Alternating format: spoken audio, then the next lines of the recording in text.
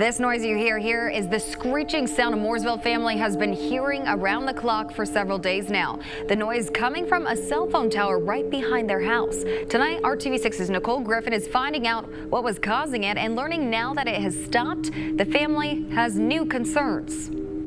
For 4 days, a family living here in Mooresville has heard a loud screeching sound coming from the equipment right here surrounding this cell phone tower. Now tonight, after doing research about living so close to the tower, they're concerned about their health and safety. After a few hours, it just wasn't stopping, and I could hear it all the way to my back door. I called the police and I told them that there's just a strange alarm sound, and it was just nerve-wracking. Will Adamson is feeling uneasy after days of listening to this sound coming from the Verizon cell phone tower behind his house. After calling police and Verizon technicians, the sound stopped Tuesday afternoon. We asked Verizon what was going on. A spokesperson says there was a false alarm coming from the generator that supports the cell site. The issue was fixed Tuesday morning, and Verizon says it's going to rewire the generator in order to avoid the issue in the future.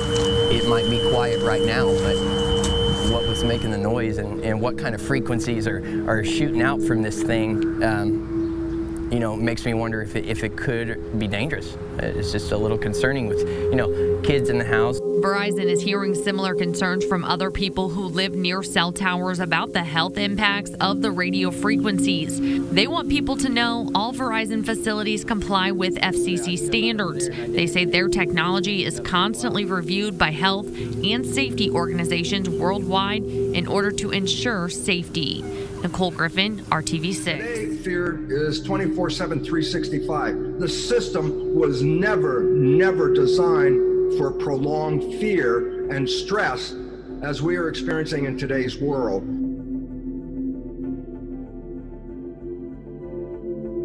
Well, I have a feeling that the fear is much more powerful in influencing us than the things like the cell phones and the energy fields and all that. You know, let's go back, because a big fear is, electromagnetic fields. That's been a big fear, and there should be a concern, because biological systems employ electromagnetic fields and vibrations and energy in controlling and manipulating the biology.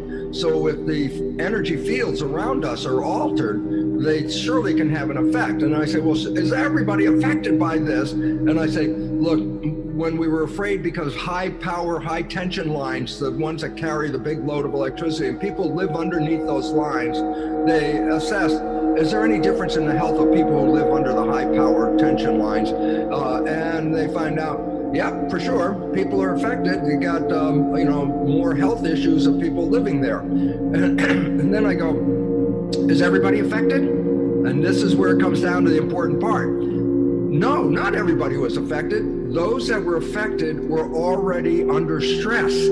So stress exacerbated the problem. Those people who weren't under stress, living under these lines, have no problem. So stress is opening up our system from attack, from anything from electromagnetic fields to viruses, and we have to understand that stress is the bigger problem in the immune system. And so, just to give an example, they followed the fate of children who were adopted into families where there's cancer. I say, so what? I say, it turns out the adopted child will get the same family cancer as the siblings get with the same probability.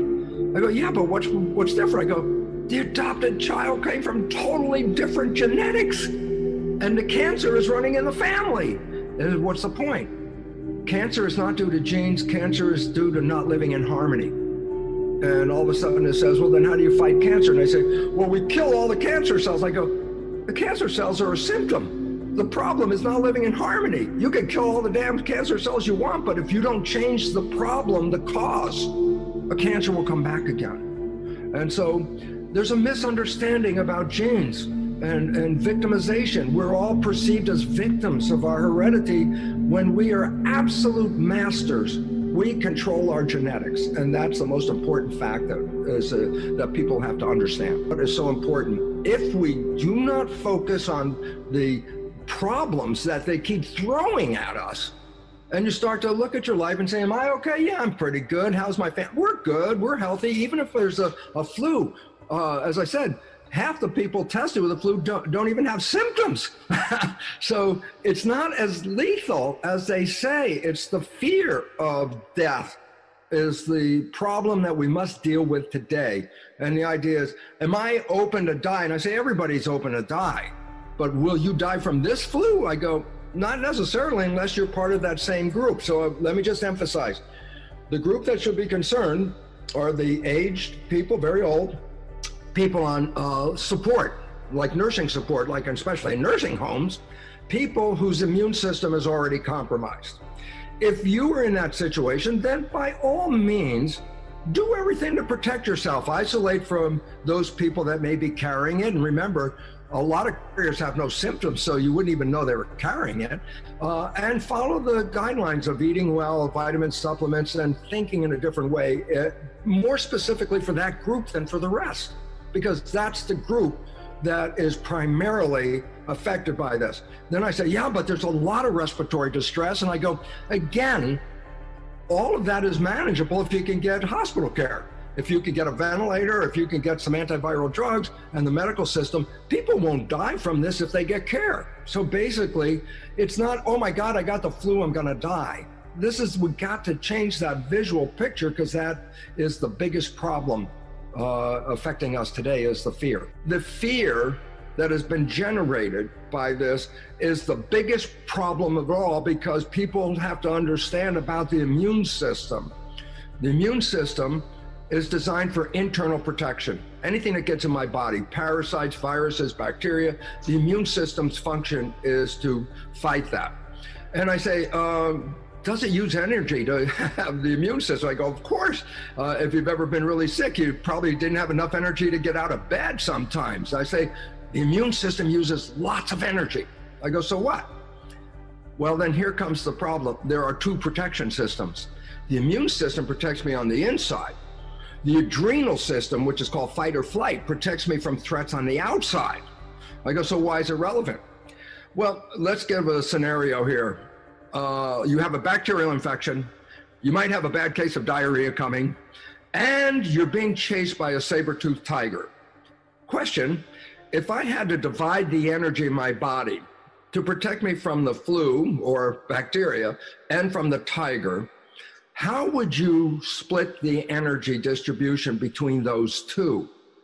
And Brian, this is really relevant. I mean, ask you, if you're being chased by a tiger, you got a flu, what proportion of the energy of your body do you want to use to run away from the tiger? And what proportion do you want to use to fight the bacteria? It's a pretty clear answer. I hope you see it.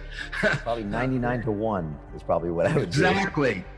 So right away, that's the fundamental principle. Fundamental principle is this. I distribute energy in the body where I need the energy. And when it comes to threats and survival, if it's a threat from the outside world, I need to put all the energy into that. So I say, fine. I say, how does this work? I say, when we perceive a threat, when we believe and perceive that we're being chased by that saber-toothed tiger, the body releases stress hormones. I go, yeah, so what? That gets me ready. I say, gets you ready for fight or flight. I said, what does it do to get you ready? And this is the crux of the problem. The stress hormones do is take the energy of the body, stop funding with energy those functions that are not necessary to run away from the tiger. Because what you want to do is you want to get all the energy possible into the arms and legs, which is the blood. The blood carries the energy. I want all the blood in my arms and legs. Why? Because I need to run away from that tiger. So I say, so what happens when stress hormones are released in the body? And the first thing is this: all functions not related to running away from that tiger are shut down to conserve the energy. So I say, well, what does that mean? I say, when stress hormones are released into the body, they cause the blood vessels in the gut to squeeze shut. I go, why? And the answer is, if the blood vessels squeeze shut, then the blood is pushed to the periphery, the arms and legs. So the blood is, in scientific terms, preferentially sent to the arms and legs at the expense of what? Shutting the blood vessels in the gut. And that's when people get butterflies in the stomach. When they start to get scared, they can feel a little queasy going on. And I say, what is that? I say, That's the action of stress hormones causing your blood vessels in the gut to squeeze shut, so you push the blood to the arms and legs to deal with fight or flight. Okay, so the first thing is this. When you're in fear, you shut down the growth and maintenance of the body. It's very simple. Why should I fund those things if the tiger's chasing me? If the tiger catches me, then maintenance of the body is not my problem anymore. So the first step in a stress response is stress hormones shut down the visceral functions of maintaining the body, filtering, cleaning, repairing, replacing things. I go, okay, that shuts down my growth as I get ready for protection. I go, yeah. And here's the other fact, and this is the one that's relevant. The immune system, as I said, uses so much energy that when it's engaged, we may be so depleted of energy, we don't have any energy to get out of bed. I say, well, again, if I'm being chased by the tiger and I have the bacterial infections, the hell with the bacterial infections. It's time to run away from that tiger. Fact of life, this is it. Stress hormones shut down the immune system to conserve energy so I can run away from the threat.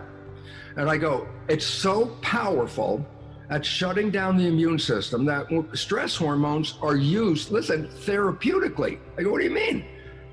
If I am going to transplant an organ from one person to another, the recipient of that transplant, their immune system, by definition, is going to try and reject the transplant because it's foreign tissue. I say, so what do doctors do before they transplant an organ? I say, they give the patient stress hormones, because when they get the stress hormones, it inhibits the immune function from rejecting the graft. So what's the point? My God, stress hormones are so effective at shutting down the immune system that they use it therapeutically to stop the function of that immune system. So I go, so why is it relevant? I go, because we're put into fear, and everybody who listens is now afraid. The difference between, let's say, last year's flu season, I'm coming on the news and I go, the flu season's back this year, and as usual, you have to take care of yourself, and about 0.1% of the population will have severe problems with this, but that's annual. That's the way it is. Or I come on this year and I say, my God, the flu is here. We're all going to die. Millions of people are going to die. And all of a sudden, it's like, that's a different news report than last year. That scares the hell out of me. Most humans do not have an immunological memory to help alleviate the symptoms of the flu. So this year, the flu is a little more aggressive than previous years, only because most of us have not had an experience with this virus in the past. That's the nature of the game. So then I say, well, how dangerous is this flu? Well, this is the part that is really freaky, because the first thing is this: we equate the flu this season, the Corona 2019 virus, we equate it with mortality. It's like, what do you mean? I said, everyone's talking about, oh my God, we can die. And I go, well, you can die every year. That's not even different. I say, so what's different? I said, it's a little more aggressive. I say, so why is it relevant? I said, okay, the symptoms are a little more aggressive. I said, well, you die from the symptoms. I say, if you have standard medical treatment, even the aggressive form that causes respiratory distress is manageable. As long as we have ventilators, as long as we have antivirals, as long as the hospital isn't under a crush, this isn't lethal. I said, yeah, but people are dying. I go, every year, the same cohort or group of people are affected and die from the flu. And I said, what cohort is that? And I said, people who, first of all, are very old, who are in nursing care, whose immune systems are already weakened just because of their age. And secondly, those people who are already compromised. They have a problem already, whether it's a cardiovascular or cancer or diabetes, they already are compromised. These are the people who are the likely ones to succumb from this particular flu. They've always been this way. Every year, 0.1% to about 0.5% is a range. And I say, well, what about this year? And they go, oh my God, 3 to 4%, which is like 30 or 40 times more lethal. I go, wait a minute, where'd you get that statistic? The way you get the statistic is you take the number of people who died and divide it by the number of people who have the virus. I go, okay. So I said, well, what's wrong here? And I'll tell you what's wrong is when they've tested like a whole city, like in Italy, in Vo, Italy, for example, they tested the population and they found that more than half of the people that have this so-called COVID-19 virus, more than half of them have no symptoms at all. I say, so why is that relevant? I say, if you take all the people who have the virus, whether they have no symptoms or whether they have symptoms, that's a very large number compared to the number of people who went to the doctor and got reported to have a virus. So I say, why is it relevant? I say, if you take the very large number of people who have been exposed and who have that virus, and then divide that into the number of deaths, guess what? It's not 3 to 4% at all. It's below 1%. I go, well, now you're in the range of a normal flu. Hello everyone, this is Kaiva. Welcome to my YouTube channel. Kim Jong-un, the North Korea's leader, has already passed away. I hope that my analysis turns out to be wrong, but the leader of North Korea, Kim Jong-un, has passed away. According to political, economical, cultural, military, and journalistic analysis, Kim Jong-un, the leader of North Korea, has passed away. There was the shadow of death upon Kim Jong-un's face.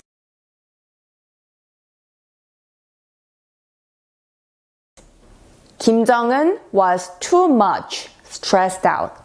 On 15th of April, Kim Jong-un was supposed to appear at Kumsul Mountain Palace, located in North Korea, in order to commemorate his grandfather, Kim Il-sung, and his father, Kim Jong-il. However, Kim Jong-un did not appear. This was the most important event that Kim Jong-un must appear unless he is dead. CNN has reported that Kim Jong-un's health is currently facing grave danger because of his surgery. However, I don't think that CNN has properly understood Korean culture. South Koreans and North Koreans are the most diligent people in the world. Koreans feel guilty unless they work at all times. Kim Jong-un was too much stressed out. However, Kim Jong-un was not able to deal with his stress with any other resorts except for eating. There are dozens of reasons why Kim Jong-un has already passed away. However, due to the time constraints, I'm just telling you straight to the point, so please understand. The post-leader of North Korea is going to be Kim Yo-jong, the younger sister of Kim Jong-un.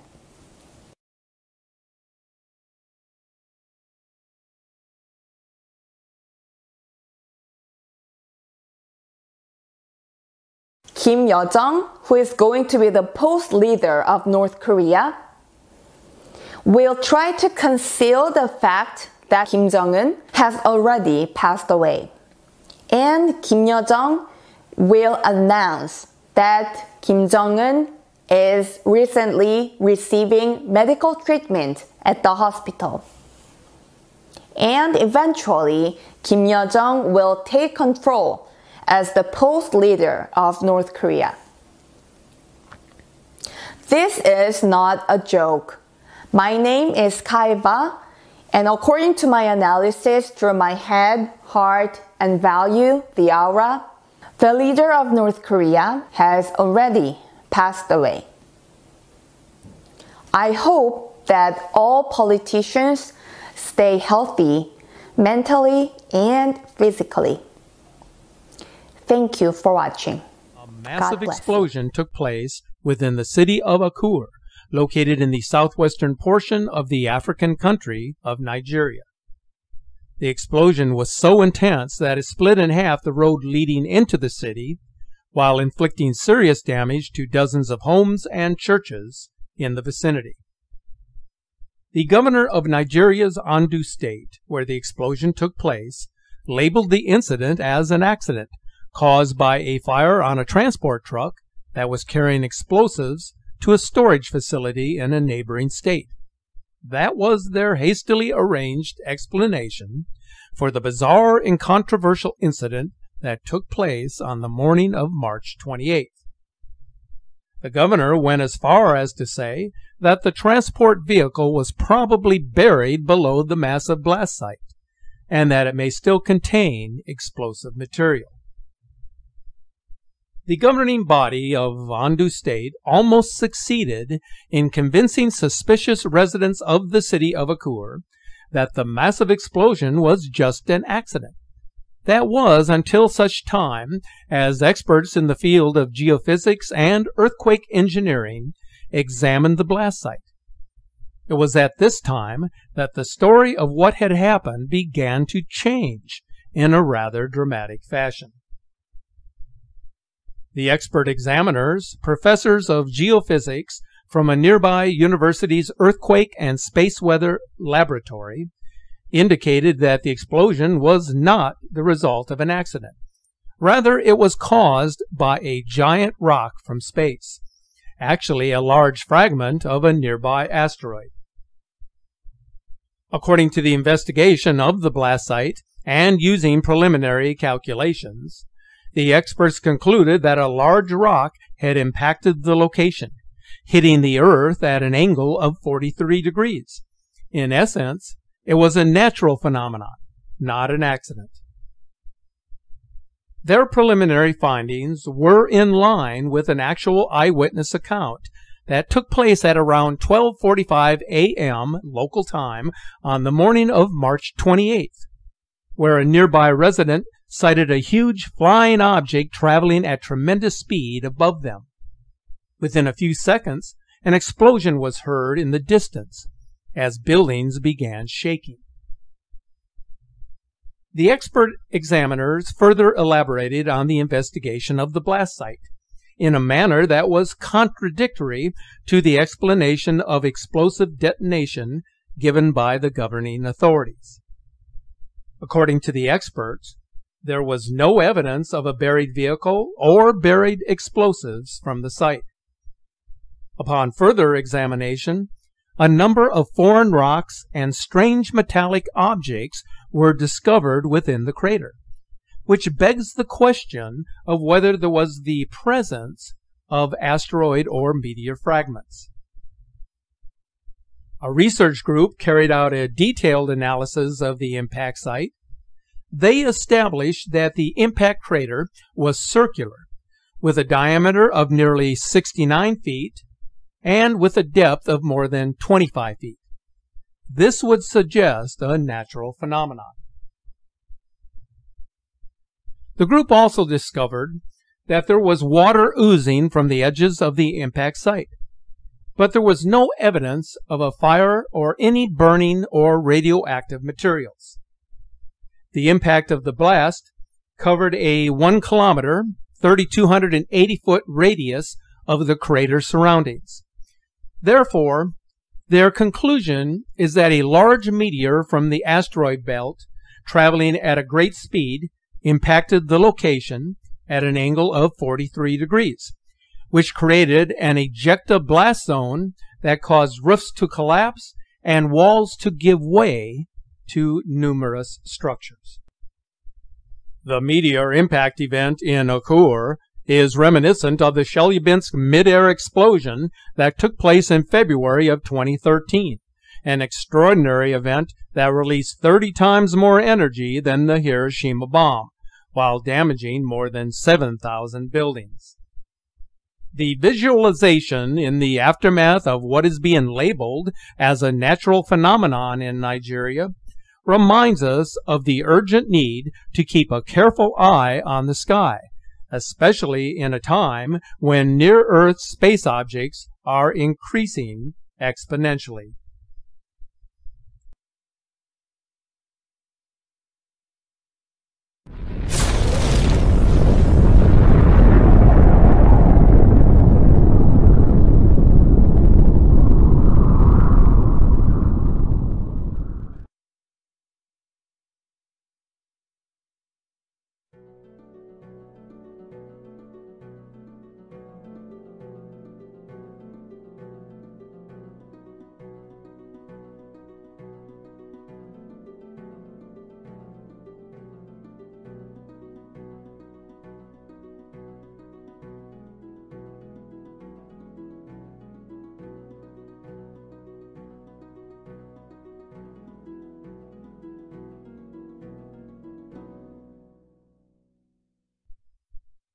The recent event in Nigeria is intriguing, not only because of the conflicting explanation of what actually took place here, but also because of the timing of this extraordinary event.